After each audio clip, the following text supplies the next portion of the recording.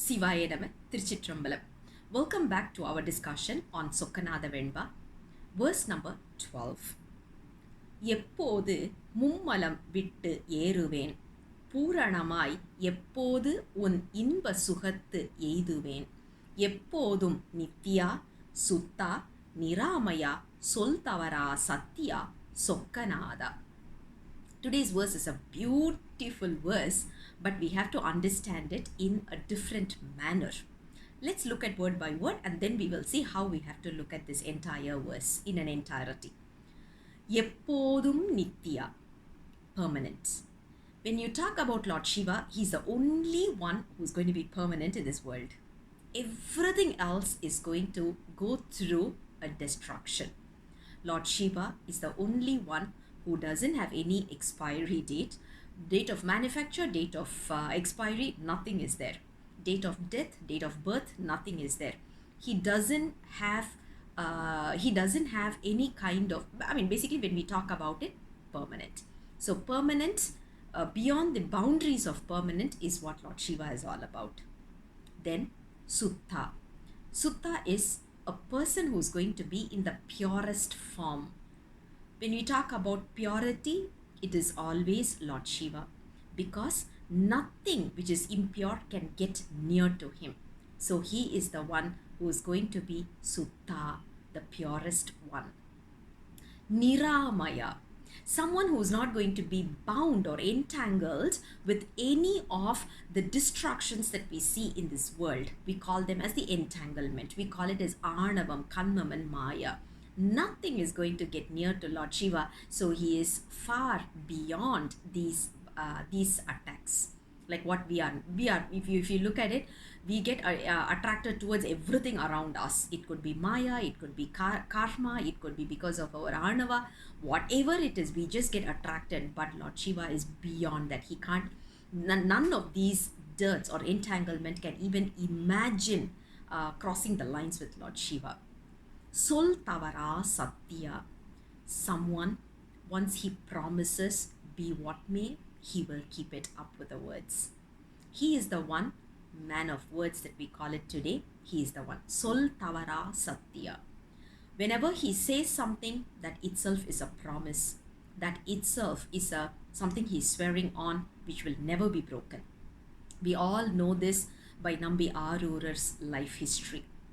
When Nambi Arurar was in Kailash serving Lord Shiva decided to send him down to earth in order to sing a padigam called as Thillaival Andanar, Tirthonda Thogai.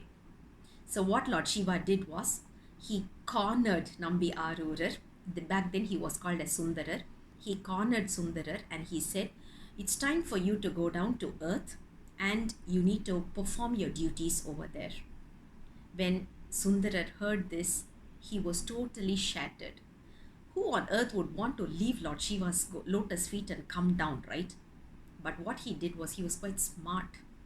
Nambi Arurar, as in Sundarar, he put forth a request to Lord Shiva. He said, I know I've made a mistake, because of that I'm penalized, I'm going down to the earth. But Lord Shiva, I need a promise from you. When I'm just getting attracted to this world, because I know the one that with the earth is having a characteristic which can dilute our, it can create a lot of delusion in us. When I get attracted towards this, please Lord Shiva, you have to come and take charge of me. Make sure that I don't get entangled into this earthly affairs. Lord Shiva promised him. So Sundarar came down to earth. After that, he was called as Nambi Arurar. He grew up until the age of 16. He was a Sivacharya, and at the same time, he grew up as a son of a king as well. So he had wealth, he had good education, he had all proper kind of etiquettes that is needed. So he grew up in the most desired manner. When he was 16, there was a decision by his parents to marry him off to one of the Sivacharya's daughter. And when during the wedding ceremony, Lord Shiva came down just to make sure that he's stopping this wedding and he's taking charge of Nambi Arurar. as per the promise that he once gave in Kailash. Nambi Arura did not know it was Lord Shiva, so he insulted. Yet Lord Shiva was persistent. He made sure that none of these words are going to hurt him or whatever, and he made the objective very clear, and he took charge of Nambi Arura, and then he went back. So Lord Shiva is the one, once he gives a word, nothing in this world or nothing in this planet or nothing in this universe could change it. That's what we call it as Sol Tavara Satya. Who is all this? Sokkanatha. Now, the first two lines we are going to talk about is a question. Eppodhu mummalam vittu yeruven. I have these entanglements. When am I going to get rid of these entanglements? And Lord Shiva, when am I going to reach you? Only when I let go of these entanglements, I can come to you. When is that going to happen? And Puranamai eppodhu un inba suhattu eiduven. When am I going to be in your circle of happiness, permanent happiness? When is this going to happen?